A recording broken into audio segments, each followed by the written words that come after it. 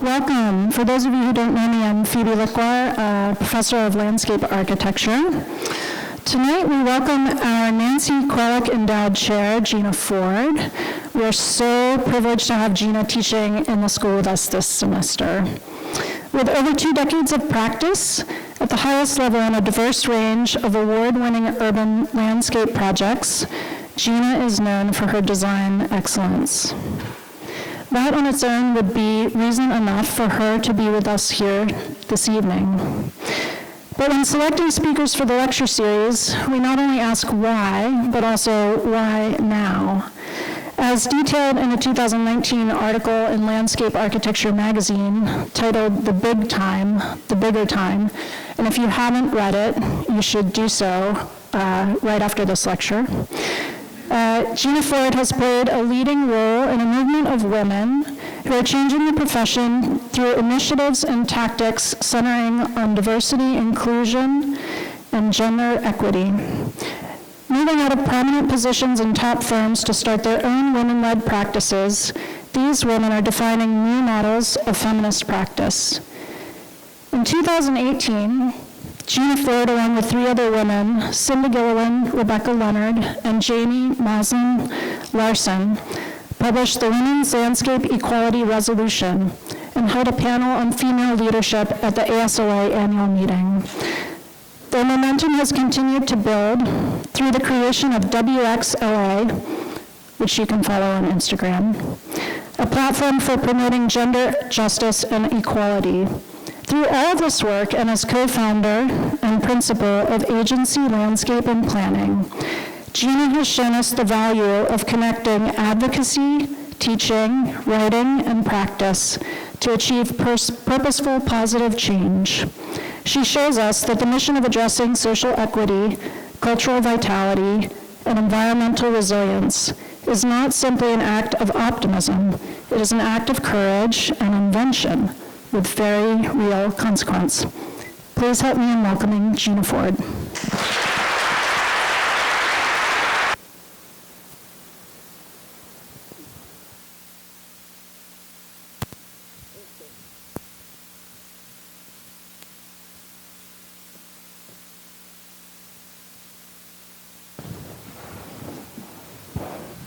Hi.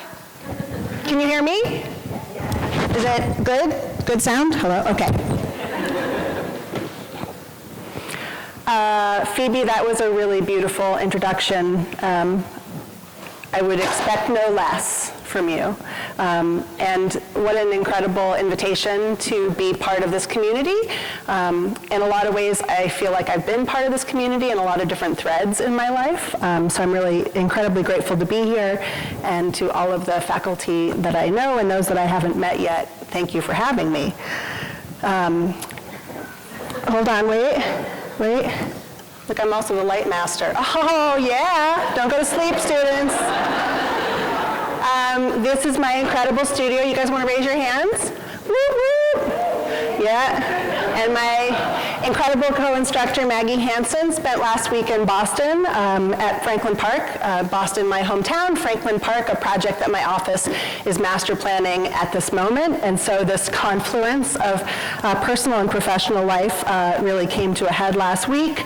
And it was such a joy to bring the students around the community in Boston, including Mass Design and Reed Hildebrand, and to my own office, just to share some of the curiosity and excellence that is behind the community of people that we have found ourselves happily and blessedly among in Boston, but really grateful to extend that network here.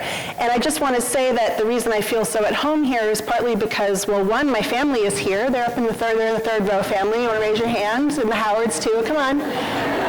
Including my mom, Donna, my dad, Dave, and my husband, Jim, who is a UT graduate, Longhorn, class of 1972. So he said he was the worst student in his class. But he's number one with me. And then my family is originally part from San Antonio, so I have family in town too. So it's just been a blessing, so thanks for having me. I'm going to talk a little bit about my past life for 2 moments, and then talk mostly about my new practice and the work that we're doing.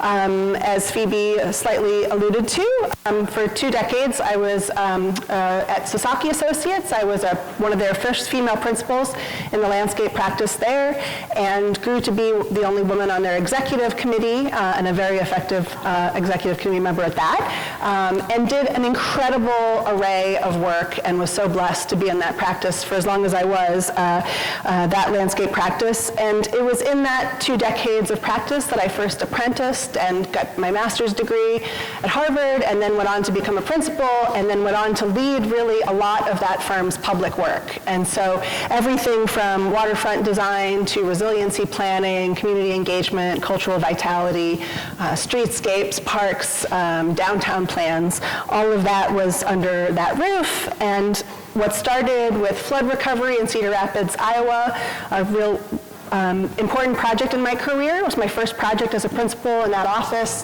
This is the city in flood that I happened to be there at. Those lines of white that you see are actually the tops of the rails of 3 bridges that cross the river typically in downtown. And the day that I was there kicking off a small master plan, that's where the water got to. It flooded 10 downtown neighborhoods, and really was the catalyst for the rest of my career to date around issues of engagement, resilience, and community vitality. This was a project in Iowa that I was blessed to work on immediately following Cedar Rapids, which is converting this levee in Council Bluffs, Iowa, into a public space. And so thinking about how to make this infrastructure that protects our cities multifunctional and beautiful. I had the great opportunity of running a project out of Boston called the Lawn on D at the Convention Center, a kind of pop-up tactical urbanism project with incredible artworks by the likes of Howler and Yoon, et cetera, extraordinary opportunity. And for 10 years, all of that work culminated on this incredible project of the Chicago Riverwalk, which was my baby for 10 years. This was one of those spaces that I designed in collaboration with Ross Barney Architects out of Chicago. Just too much to say about it. And if you want to know about this project, I gave a lecture here 4 years ago and talked all about it. It all lives online, so you're welcome to look at it. It's kind of my free bird, if you guys are old enough to know what that means, sort of like, sometimes people get up and leave when I say I'm not going to talk about it, but trust me, the new work is really good too, with my new band. And then this project just opened in Raleigh called Moore Square, also a phenomenal project. I shared this with my students, a real outdoor common ground for a community that has historic racial division and is really looking to think about public space in the wake of a lot of pressures of gentrification and change. And so creating a public space for that warms my heart. So all of that was Sasaki work, and it was great, and I'm really grateful for it. But along the way, I started changing. And when you change, sometimes you just can't change back. And the change, to me, is things like the ever-present disaster recovery planning that we were doing, learning through that about issues of equity and challenge, really understanding that the populations that are most vulnerable to disaster are the ones that are most often the ones that can't bounce back, that don't have the economic resources. Issues of civic action and the role that landscape architecture plays in creating public space, which is really home to the best of democracy. And then really thinking about women taking on leadership, a really important aspect, and I just give a little shout out to Greta showing us the way. And those ideas were manifest in the work that I was doing with my business partner today at agency, Bree Hensoldt, who is also a principal and planner at Sasaki, an urban planner. She and I co-led the Rebuild by Design work, and we really had an intimate experience of working with the post-disaster community that really wanted to champion these ideas. And so after this parade happened, which was part of our community engagement strategy for this community on the New Jersey shore following Hurricane Sandy, the folks that helped lead this parade with us ran as city council as a platform of resilience, including the mayor and the entire city council, and won. And that work goes on today. And so Bree and I saw this future, this idea that we could be part of this purposeful, positive change. We participate in communities that have incredible demographic change, cities where growth is unparalleled. I think you see that in Austin and all of the ways cities are catching up with that change constantly, and all of the ways that planning and design have really ostracized or limited those voices in planning and design, and what can we do as designers to make them more present and really hear them. And then a lot of work, my sweet little mom in the third row and I went to the Women's March in DC, as did Marcia Howard, a constant advocate for women. Hard not to participate in a civic moment like that in this country and not feel grateful to be a landscape architect for the role that we play in making these spaces and of seeing firsthand the kind of cultural change that our country is experiencing. And all of those ideas of change led Bree and I to start questioning the traditional practice that we were part of and the potentials of it versus the opportunities of what we saw as agency. And agency in school of thought, in philosophy, is the idea that we are not the products of our environment. We are very much made of our choices, and that our choices can lead to positive outcomes. And so as we thought about what we wanted to name this new practice we were contemplating, agency sort of leapt off the page. We believe that planning as an act of design can remove barriers to communities. We believe that design's an act of optimism, and we really believe that design can be a positive tool for purposeful change in communities. This is my little practice. So we started 2 years ago, January 1st, 2017, and about 2 years in, we're a practice of 12. 7 landscape architects, 3 planners, an administrative assistant, and a artist in residence. We're kind of a motley group, and we are all very happily flying under this banner of a practice dedicated to community engagement towards social equity, cultural vitality, and environmental resilience. That's our mission statement. You can read it online. I won't read it to you. And we all believe very strongly that there's an important role to be played in design of community involvement and community engagement. And so we like to think that the work we're doing is really co-writing stories about the future with community. And this is what I'm going to talk to you about today. I'm going to show you 3 examples of projects that we believe were written with the community and what that looks like. It's funny when you tell people that you're doing a lot of community engagement, they're like, oh, you're not doing design anymore? And that drives me nuts. So I wanted to show you what design looks like when it's part of a community engaged process. We celebrate the relationships that we have and the joy of making. We think that life is too short to be bored at work, and so we try to have fun and celebrate with our friends and our experiences collectively as a collective, which we believe makes us ideally a truly feminist practice. And as Phoebe noted, have had the real bandwidth and passion in this new life to champion women's issues more broadly, where I always did at Sasaki within the walls of that incredible firm. Now that's been brought in to be really a national platform around issues of gender justice, and WXLA has been our mechanism for that. Our Women's Landscape Equality Resolution, co-authored, as Phoebe noted, with 3 incredible women and 1 very brave man named Stephen Spears, who lives here in Austin, has received over 4,000 signatures, which is incredible in a profession the scale of landscape architecture, which is quite small. And our WXLA Instagram feed celebrates women-led businesses and scholarship recipients. Last year, we raised over $20,000 on GoFundMe to send 7 emerging female professionals to the American Society of Landscape Architecture annual meeting, all expenses paid. So we're constantly dreaming up new ways of advocating for gender justice. And if you have any thoughts, please DM me via WXLA. Agency's practice is all over the country. We're practicing exactly how we wanted to across the country in all public work. Public work is really the heart of what we do, and these projects, Bree made this slide, are color-coded purple are our planning projects, and green are our built work or landscape architecture projects, which is to say we've always wanted to practice in parallel, that both the planning, kind of strategic level of thinking about cities, and the landscape architectural, the kind of physical, grounded design, work hand in hand, and that we get to touch all of these projects. So as you can see, a kind of really amazing amount of portfolio for 2 years of time.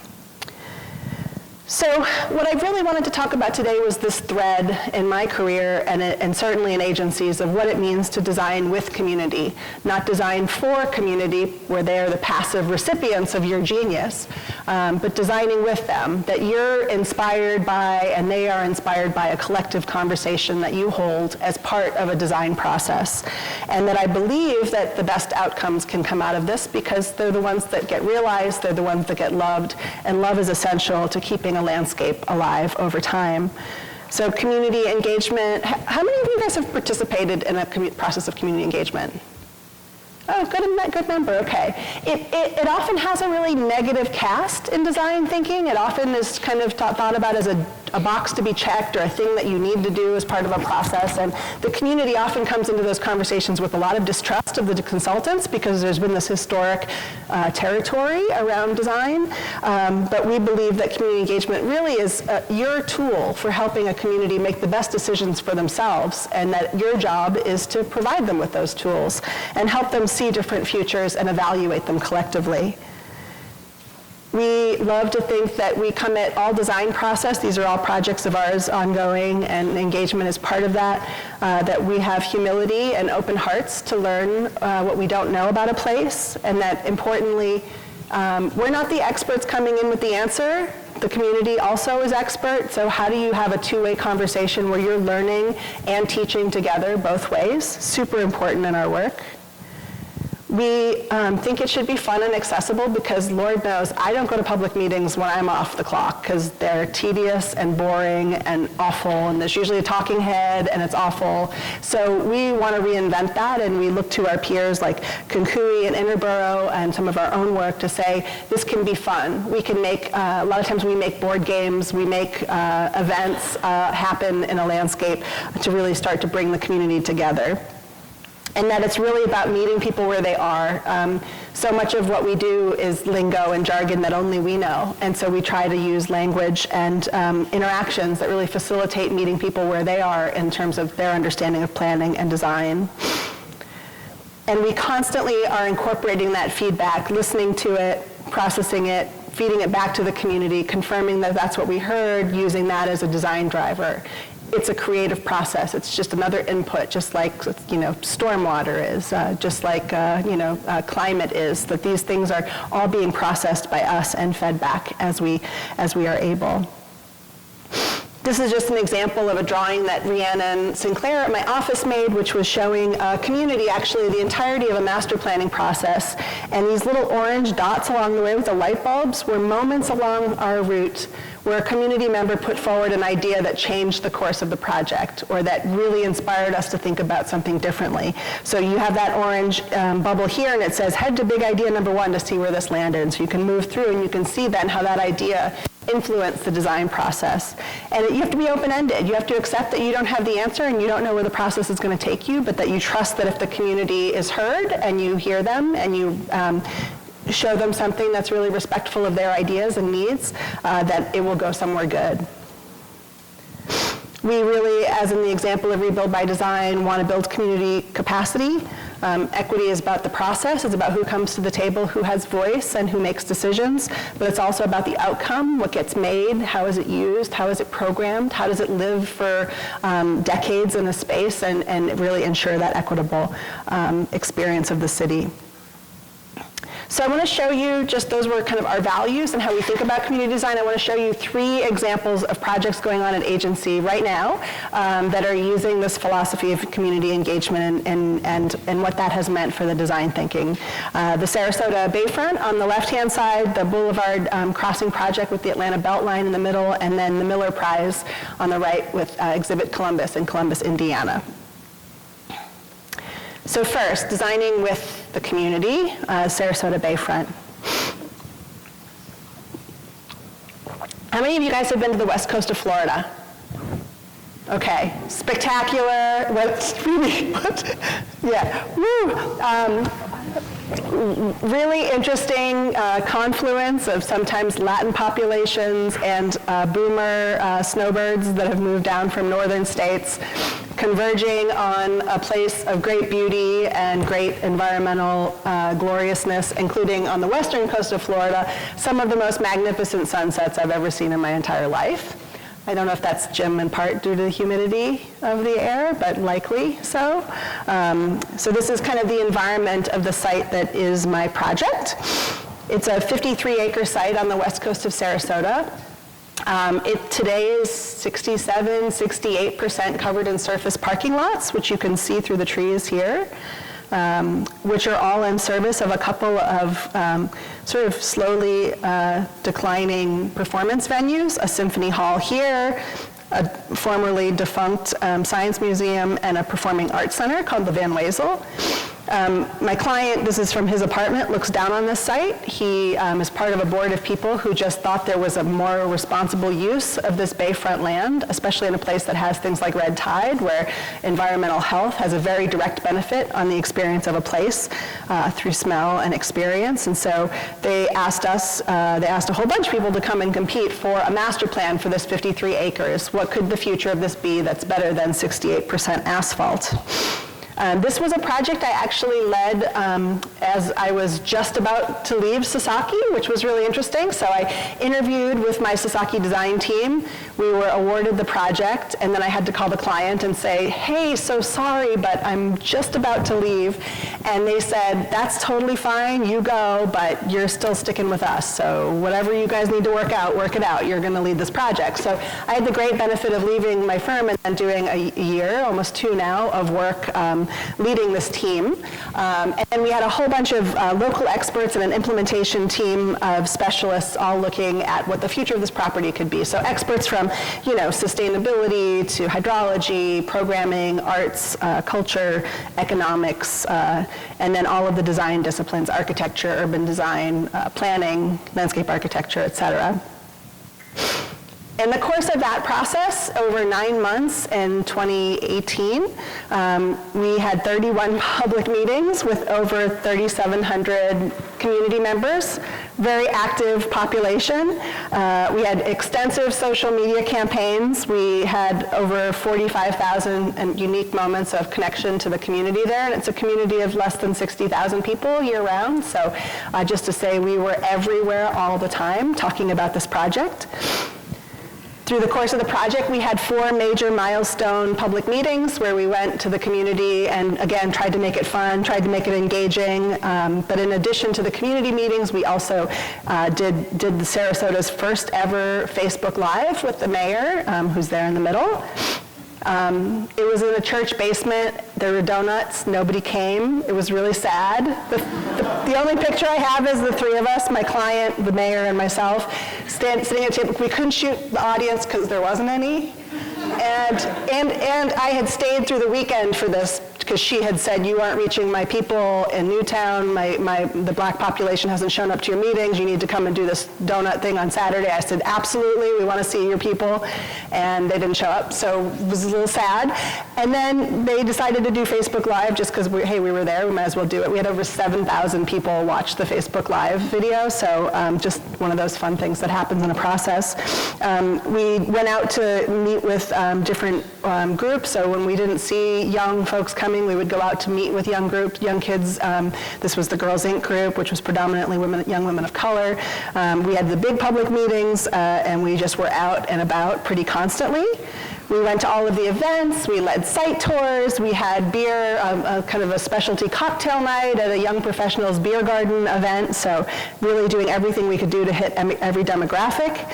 And I wanted to show you this because this is, a lot of times, all that feedback and all of that engagement feels really overwhelming to designers. How do you take all of this input and then start to move it into a design process that makes sense? So I wanted to show you just my way of doing that, and this was one way we did it here at Sarasota. So I have this technique that I learned from a book called The 6 Thinking Hats of Innovation by a man named Bono. He says that group brainstorming is almost impossible, that you need to give it some structure, and his recommendation is that you make everyone in your group brainstorming wear the same color hat at the same time. So what this means is, if we're all wearing green hats right now, everyone in the audience is wearing green hats, you can only be your most creative self. You can only think your biggest, boldest ideas.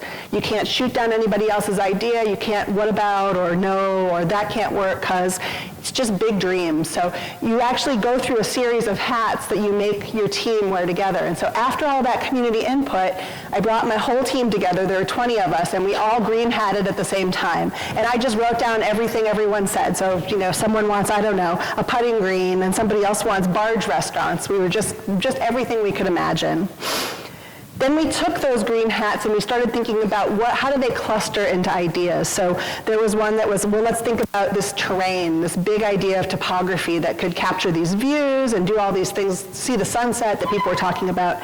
What if we made an ecological village, a kind of oasis that was small scale and human scale and climate friendly and really just kind of celebrated like human interaction. And then lastly, bridging the divide. What if we took all of our opportunities to stretch outward and connect to the neighborhoods that surround and use that as programmatic linkages to the neighborhood? Then the Sasaki team got together and we all sketched on those ideas and just iterated and iterated until we had what seemed like seeds of ideas, even badly drawn students, badly drawn idea drawings, very important, that become then beautiful, thoughtful concepts for the site. So we had, there they are again, the shift the horizon, the kind of ecological village, and the bridging the divide scheme. So we love to bring wildly different ideas to a community and let them tell us what resonates and what doesn't. Why does one idea make sense for that place and why does another not? And we also like to feed to them that these came out of some of those ideas that we heard from them in the community engagement. These are my hand sketches again, just stressing that you can do quick idea drawing, students, that aren't all Illustrator GIS work to death, you know what I'm saying? But that really are just trying to look at systems and starting to make connections between ideas. And then ultimately the community weighed in and they gave us a whole lot of this and that and this and that. And one of the biggest things we always hear is, well, how do you make a synthetic design idea if it comes from all of these different pieces? And I say, that's why you're a designer, right? You have to figure out how to put lots of things together that maybe don't make sense. You got to figure out how to edit out the ideas that don't and push forward the ideas that are big and beautiful. And so we came to this scheme, which as you can see converted that 68% of asphalt into a much greener place, relocated the Performing Arts Center and a small scale community arts hub here, oriented them towards that summer sunset with an iconic kind of boardwalk structure we called the Eyelash. And then a cultural district along the waterfront, a restored bayou environment, and then what we called a kind of small-scale public or community park to the south, partnered with a kind of dining district along this inlet to the north. So a whole series of different things that really kind of spoke to a lot of the different ideas that we had heard. And wonderfully, the community loved it so much that they hired us then to do phase one, which is this community park to the south. And when that happened, you repeat. So brought back the community around the table, brought back the experts, spent time on site, sketched, did green hats all over again, and ultimately came to a site plan that we are in the process of implementing. So through that work, we kind of came up with our own program. We thought about thematically what we wanted to accomplish. It was clear that as this first piece of waterfront engagement that people wanted a kind of spectacle of some sort, a way of really engaging with the bay, which is this incredible resource.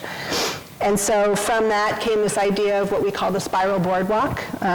As you can see, it's a boardwalk that takes you from the land out over the bay and then back again. It's kind of part bridge, part walkway. It connects into a trail that loops the mangrove, which is a restored kind of wetland environment. It makes a circuit that we're making out of rubber because boomers, joints, soft surface. So we're making a kind of recreational trail / ecological trail that encircles the mangrove and leads to the Sunset Pier. The two places on either side of the pier, here and here, align with the direction of the summer sunset and the winter sunset. So the pier actually becomes a bit of a sundial, exposing people to that range of sunsets across the course of a year. A big flexible lawn, a pavilion for food and drinks, looking out westward to that great sunset view, and then a smaller garden space for weddings and small venue events. This is that spectacular view, looking back to the sunset, the spiral pier you see here, the mangrove inlet off to the side, and then this kind of community park on this land. We're working with an incredible architect, Sweet Sparkman Architects, and they've been working on a whole series of shade structures, shade being really critical in Florida, and really thinking about how to make hospitable places that are interweaving this idea of landscape and architecture in public space. Here's out on the boardwalk, the idea that these kind of place-making gestures of community gathering happen again at these moments of sunset, the equinox, the summer sunset, the winter sunset. And then the mangrove bayou, which is really this more naturalized environment for kayaking and for kind of quiet or contemplation here. I wanted to show this because we've been talking a lot in my studio about interpretive experience and what that means in a 21st century environment that's beyond signs that tell you how to read and understand a landscape. So as we've been thinking about the mangrove path, which is our first phase of construction, actually we had the groundbreaking last week, the idea of just establishing a material palette that feels of the place, that gives you inspiration. Starting to define zones. I don't want to point out one particular student, but kind of character zones of different identity that you can experience as you move around the mangrove. And then within that, identifying really key points where you want to think about moments to experience specific experiences in that landscape. And so in our instance, we really wanted to call attention to some really extraordinary canopy trees that were throughout the site. And then number one out there was an osprey nest that was up in this pole that we thought was really extraordinary. So we wanted to interpret that. So working with the graphic design team to understand the different leaves of the different trees that we wanted to interpret and thinking about how to make that subtle and experiential rather than overly didactic. Their interpretation of the leaf species across our different kind of interpretation moments and how that gets translated, whether it's a cabbage palm or a live oak or a mangrove. And then in each of these moments, creating these kind of places in the landscape that take advantage of this moment. So this is under the osprey nest. We've created this kind of platform with a seating element, and then along it, the back edge of it, this big human-scaled hammock that's oriented so when you lie in the hammock, you're looking up at the osprey nest. So just a way of connecting people to the experience of a landscape and a place. A series of twin oaks that are under these incredible live oaks, so creating seating that interprets these kind of unusually shaped trees within the landscape. A double oak with a double seat around it, and a leaning oak with a leaning seat around it. So just little kind of subtle moments of interpretation. And then a cabbage palm grove, a kind of place to sit among a group of cabbage palms and to read about those as well. So that was story one. Y'all still with me? You see how I did that? I'm like a Texan, I said y'all. Okay, the second project is for a changing community, and this is Boulevard Crossing Park in Atlanta, Georgia. How many people know about the Atlanta Beltline project? Okay, so it's super cool. It was actually a graduate student thesis at the University of Georgia, I believe. A student who recognized a 22-mile loop of underutilized train track around the city of Atlanta, and so suggested that could become a multimodal, potentially transit-oriented development for this outer ring of Atlanta. And so of that was born this idea, which miraculously has actually started to materialize as a place after much, much planning and thinking. And so we're partnered on this project with Perkins and Will, who were part of the original transformation of the trail project, which you can see here in the darker colors are the realized segments of trail. So this is very much a massive project, a kind of transformational project for Atlanta that's midstream. And so we were really excited when the client called us and told us that there was a little 25-acre park that they were advertising and wanted to have a landscape architect come in and help them to realize within this kind of important southeast corner of Atlanta. This is our site. The first time I went there, I was really scared because it was really gross, and there were lots of snakes and stink bugs, which we don't have in Boston. Well, Mom, you have some, right? You had some. There was a stink bug at my mom's house the other day. I was like, oh my God, we got to leave Maine. This is awful. You guys know stink bugs? They're awful. They're really loud and they smell bad. Okay, so after I toured this site, I couldn't shower enough. It was just like I couldn't get the stink bugs off me. So really rough, really abandoned, really overgrown with kudzu, power lines running through the center of it, and you can see, but great views to downtown Atlanta from the high point of the site, and here you see the Beltline Trail, which is in the process of being thought about for future development as a trail. It's already kind of a soft trail that people are using. And so this kind of 25 acres here is our site. This is what it looks like on the ground. You guys feeling itchy? You know, a little like, it was a really extraordinary amount of like leftover space. A couple of soccer fields, that's all there was of public use. The rest of it was fairly abandoned.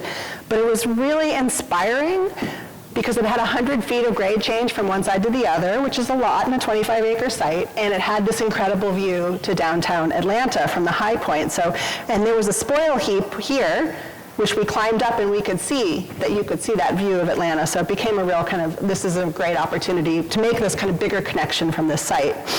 Kind of like the high point of Franklin Park, right guys? Right? Okay. So in our interview pitch, we talked about this idea that the site today was fragmented by industrial land uses and by neglect, but that we could imagine in the future it becoming a real heart for this changing community and connecting it to some of the existing open spaces there in Atlanta. We saw the potential to move away from single-use programming into something that was more inclusive and represented the broader community. So in other words, not 2 soccer fields, but maybe a lot of different things that would appeal to a changing, demographically changing and culturally changing neighborhood, and that those ideas would really come from the community to the site. That there was an opportunity, because the site was so degraded, to really think about its restoration as part of a design idea that could really capitalize on that view and heal the land in the process of park making. And that we could finally move, if we got a good enough idea that the community was excited about, past conversations, because there's been lots of conversations about the site, into something that was actually realized. So talking about all of the ways economically this park could really help the neighborhood and change things like property values in a positive way. This is our team. As I said, it's a partnership with Perkins & Will out of Atlanta. They've been extraordinary and an incredible technical team of experts, including Sherwood engineers who've been phenomenal collaborators on the stormwater. And then I think importantly, like Sarasota, community engagement is just interwoven. It's just a constant part of our design process. So you can see, here's our design from analysis through construction documents. We're here in design development today, which is what I'll show you, but that these meetings happen frequently throughout the process. So we're having these constant touch points with the community throughout, more front-loaded so that we really come to a design that's reflective of what the community needs and wants, and then our documentation period, and then one last meeting to really affirm that what we've done is correct and to celebrate that vision. So I'm going to walk through this project actually through the lens of what we did at each community meeting, because it's just, I think, an interesting way to think about design process. We started by doing an analysis and sharing the findings of that analysis with the community at our first public meeting, so giving them a clear sense of this really tough site and what some of the challenges were. We wanted to have a values-first project, so this is, let's see, you guys recognize him? Anyone from the team? Stephen Gray. Professor Stephen Gray from the Harvard Graduate School of Design, who specializes in issues of equity and race in American cities. And so he came down and helped us facilitate a conversation around values, asking the community to kind of talk about their community values, what they think their community most needed, and then their personal values, what do I need as an individual, and really mark that on a map so we could sort of trace what those values were. And it was really nice. We got a really clear sense of what the community wanted here. Never before in all my years did I have a community come together around the #1 goal of togetherness, which was super awesome. And the rest of them are pretty run-of-the-course, like typical stuff you might hear, but the togetherness really stuck with us. At that first meeting, we wanted to know what are the activities that the community wants to see here, and what was the best way to ask them that question. So we designed a series of custom stamps that each had a different park activity or use, and then we designed a series of placemats that were different parts of the park, the upland, the lowland, the wetland, the street edge, and we asked them to pick their 5 favorite stamps and kind of show us what they were. And at the end of the night, really cute, right? See, this person really wanted like wetlands and habitat. So at the end of the night, we pinned all those up so everyone could see the array of ideas. So very pretty and very cute, but also very helpful in gathering metrics. So we were able to say, here's the list of all of the different program options, and here are the things that you absolutely wanted, must have at the top end. Here are the things, thank you, next, not interested in, kind of not important. Super awesome, because they didn't want parking. Which I was like, is this really Atlanta? They didn't want parking. So that was in our program, and that got taken out, which was awesome. And then a whole series of sort of middle-of-the-road things that they could go either way. So we had a pretty clear roadmap of how to move into the next public meeting.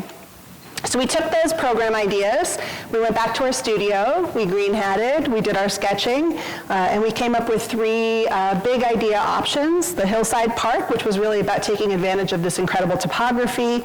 The Cascade Park, which created a kind of more urban edge to one side and a high point overlook against a wetland edge. And then a Plateau Park where we put 2 soccer fields at the high end of the park and really created a kind of more community park at the lower level. Now this is really important because the city of Atlanta asked us to have 2 regulation-sized soccer fields. Do you guys know how big soccer fields are? They're ginormous.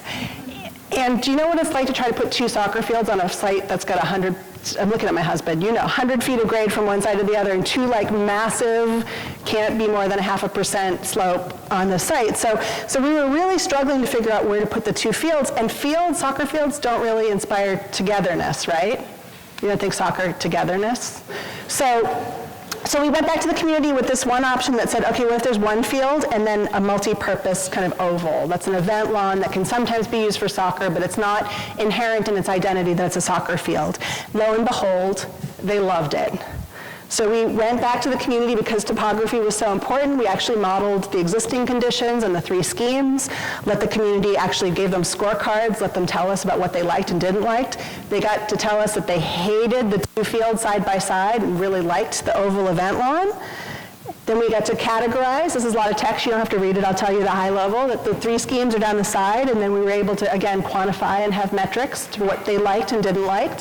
We also had some qualitative data, as you can see down the middle, tied to demographics. So we could say a 30-year-old said this thing about what they would like versus an 18-year-old said this. And that really led us to this one scheme. And I'll tell you, it was a really hard battle with the city of Atlanta to move away from the 2 regulation-sized soccer fields, but this is what did it, was that the community gave us loud and clear feedback that they wanted togetherness over single-use events. So this is our plan that's now in design development. We're really thrilled with it. As you can see, a kind of high-use soccer field at the lower level, a middle tier event lawn that can be used for performances and movie nights, et cetera, an upper tier park that really has all of these different community park uses within it, all of it connecting to the Beltline Trail to the north. We really wanted to use the topography and the slope as a kind of sense of discovery and movement through the site, that there would be wetlands and forest to move through, and that you would have these kind of opportunities within that to be part of this terraced landscape from high to low. So here we are looking back, the power line's still running through, but now less of a clear kind of utility corridor, more nested within this landscape of forest and public space. These kind of different zones that could offer different kinds of programming to, again, meet those needs that we heard about from the community. An upper park, each zone of the park really takes advantage of the topography, so a kind of massive water feature at the uphill side that's on this promontory looking out to that view of the skyline of Atlanta, really taking advantage of the topography to make hillside play and a kind of a dog zone here, but really terracing that landscape and creating a series of urban rooms. Showing the community what togetherness could look like in this site besides the small scale. Here's all the different ways that event lawn can function to meet those needs for community festivals and events and movie nights, et cetera. And then capturing and cleaning the stormwater. So working with Sherwood, we had an ungodly amount of water coming down the hill, uphill, onto our site. And so working through a way of terracing and creating swales in this landscape to capture all of the stormwater, to lessen the burden on an already burdened combined system, and really allowing for a system that had more storage and more sustainability built into it. And then letting that be part of the sense of a discovery and kind of nature-based landscape that the community also wanted. So giving them both that kind of opportunity to be part of a more active urban togetherness space, but also some small spaces that were really about intimacy and environmental education and experience of the native landscape. I just wanted to show you guys this because we made this ginormous model and it was so cool. This is actually the first time I've ever worked on a routed model. I know you guys are students, so you do this all the time, but it was really scary for us and we did it.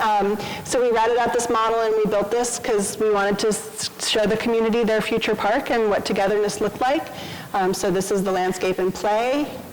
And then this was our last public meeting in December where we shared the landscape with the community, gathered their feedback. We gave everyone in the community a different color, a colored pin based on their neighborhood and have them show us, stick in the model their favorite place in the park, and so then we could categorize that, get a sense of what people were liking and didn't like. And then we also gave them kind of the tools to see and understand the landscape here on the right.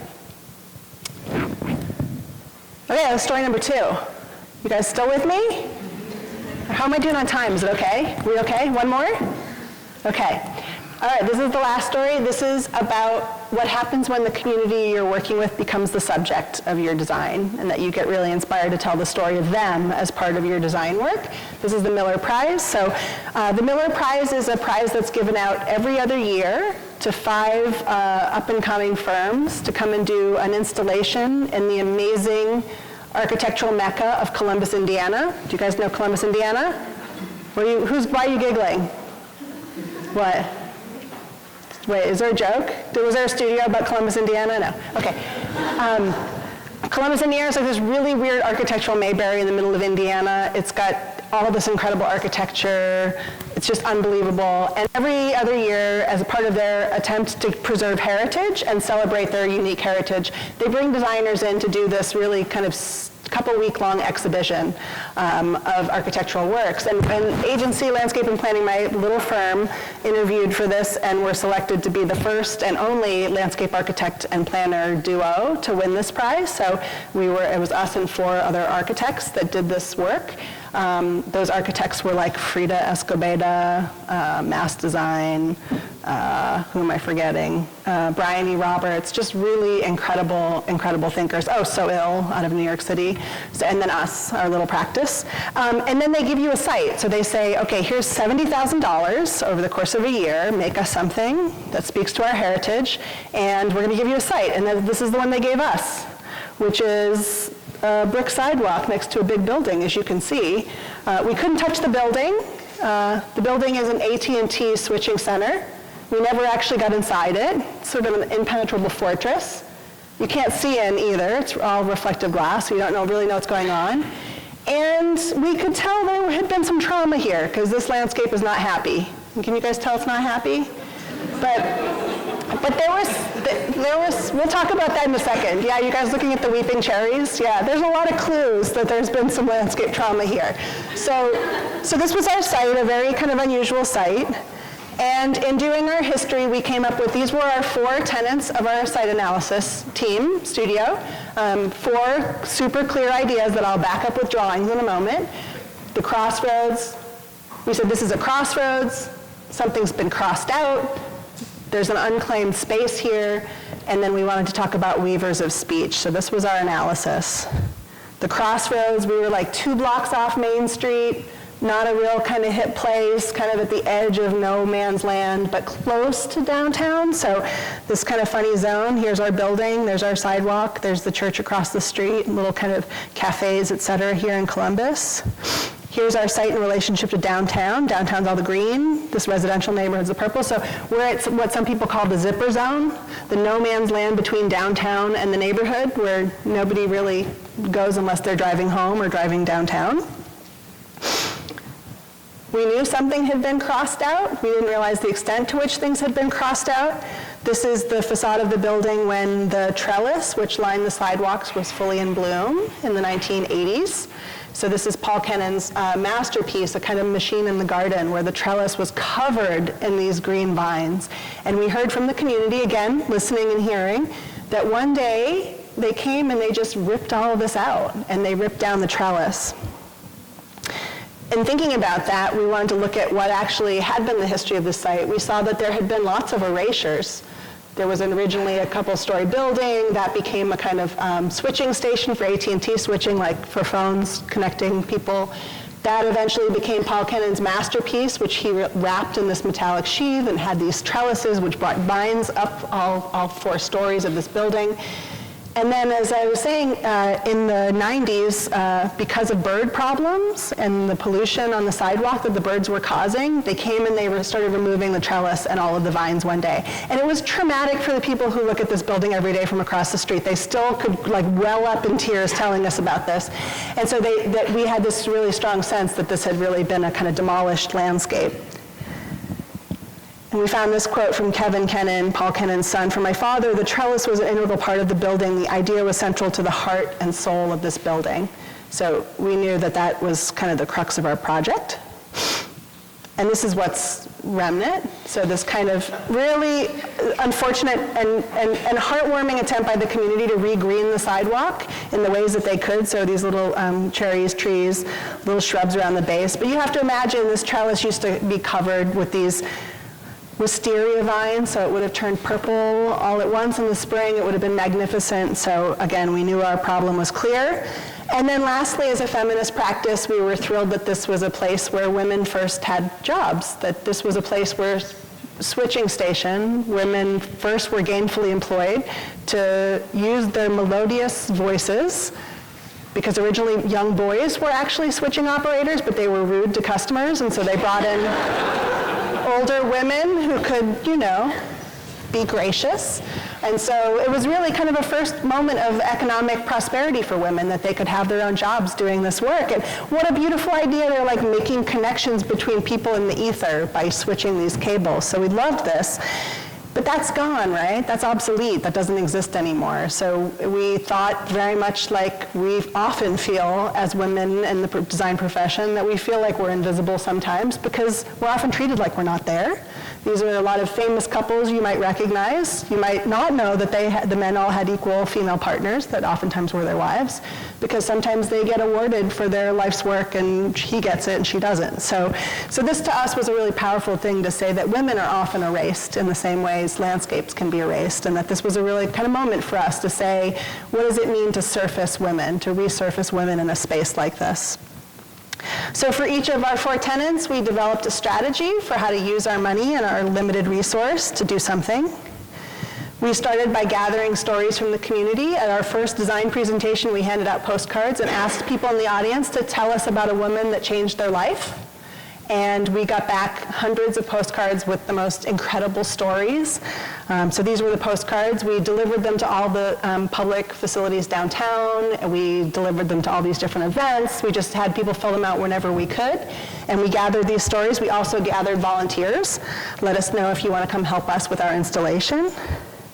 We celebrated these on Instagram, so we had an Instagram campaign that showed all of the responses and these kind of larger buckets that these comments sort of fell in. Lots of love of art teachers, Mirka and Hope.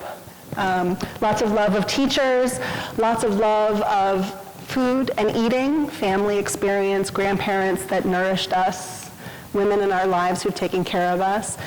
Bottom left, lots of women, working women who were the first in their families to go and do something new that set a new ambition for the community. And so we took these and we really processed them and tried to think about how could we honor this and celebrate this in this future landscape. So one way we did that was we actually invited a lot of those people to come back to our site once our installation was done, and we hired Sahar Costin-Hardy, the amazing photographer, to actually document those people and have them actually an audio share their stories with us. And so we brought them all to our site as part of our installation and captured them and their stories. So we have this kind of living moment of Columbus's history in our work that's actually in video format on our Instagram and also shared in banners in the community, throughout the community during our work. We knew because it was an unclaimed space, we wanted to build something that could serve as a platform, but we wanted it to be a platform that could keep changing, that it could be constantly reconfigured for different kinds of uses on the site, not something singular and permanent. So we started thinking about the idea of building a kind of platform of sorts that could also be like everyday street furniture. So inspired by that trellis and that kind of white metal truss system, we started looking at lighting trusses, from like rock concerts, and adapting those to be wood topped so that we could fit them in different ways for bleachers or for a stage, different seating configurations. And so we imagined all the ways we could use this one simple element that we could afford to have made in this really quick time frame. And so these are the white trusses with the ipe tops that we kind of could configure in multiple ways. They could stack in lots of different ways. So there you see the inspiration of the Kennan trellis, the kind of fabrication at a local shop. These are aluminum made, and then the installation, that's my business partner, Bree, very pregnant after having just assembled those. We wanted to bring back the purple flowers. It's sort of a memory of the trellis. Really hard to do when you only have like a few months of time to do it, so we had to put all of our best thinking to work to try to build a planting system that could flourish. So we built these, we first looked to what could grow on a hot sidewalk with no irrigation in Columbus, Indiana in the summertime. So this is our limited palette, but we wanted it to speak to kind of the women's garden and to food, that whole notion of women being those who often set our table. So really thinking about a plant palette that could thrive there, which it did. So we built these planters. You saw one earlier. Here's one with Rhiannon, who managed this project. Talk about those in a moment. We made little lanterns. And what was really incredible is these planters really grow full over the course of the summer. We had that dead sidewalk was suddenly filled with all kinds of chirping and wildlife. We had bees and butterflies and the like on the sidewalk at all times. And there were a lot of kids coming through learning about the plants that we interpreted as part of these little lanterns in each of the planters. Those lanterns were the X, the crossed out symbol, made to both read the story of a particular woman that we learned in the process on one side, and then talk about the plant material that was present there on the other. And these were illuminated through the course of the exhibition, kind of lighting the way of the installation. And then we really wanted to program this event over the course of the summer, and so we thought about all the ways we could set different kinds of tables. We had events happen out in this landscape over the course of the summer. We imagined that. We imagined, what are all the ways we can take those simple pieces of, the trusses and the planters and really arrange them in different ways to make a space functional that is not functional today. And so the course of the summer, before the exhibition even opened, we hosted a series of events. This was one where we actually had people, shh, don't tell AT&T. We realized they weren't really like a present landlord, so we actually put up a black sheet one day and we did a pay it forward event where people came to write stories about, again, women that changed their lives and talk about that in this landscape. We had book readings from the library and different book clubs from around town talking again about women that had changed Columbus and women that led national movements and women of all sorts. We used the trusses to configure to make stages to do different performances, in this case again Sahar taking photographs. And then the community really took to it. We had one fundraiser happen out here where they set it up as sort of an event. We had another fitness class come out and do yoga in it, so it was really activated in all the ways we had hoped and more. But I think it really speaks to, this is my last slide, guys, so you're off the hook now, you can wake up. It really speaks to a couple of the things that are most near and dear to us. First, that it was an installation, we could have just made something, but we very much wanted it to be very hands-on with the community and make it a conversation we were having throughout the course of that year. Secondly, that we're a landscape firm, so we really wanted to make a landscape. And it was interesting, the exhibition was only supposed to run from the end of August to December, not the best time for a landscape, if those of you have ever tried to grow something. So all of our events and all of our programming actually happened before the exhibition even opened over the course of the summer, so that we could have our purple flowers in bloom, and so it could be a lovely landscape.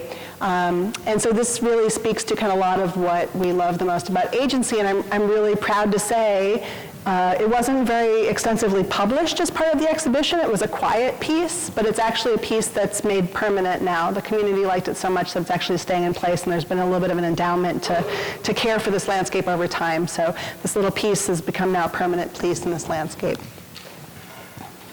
So those were my 3 stories of community engaged design. I'm very excited to hear what you all have to ask me, and thank you so much.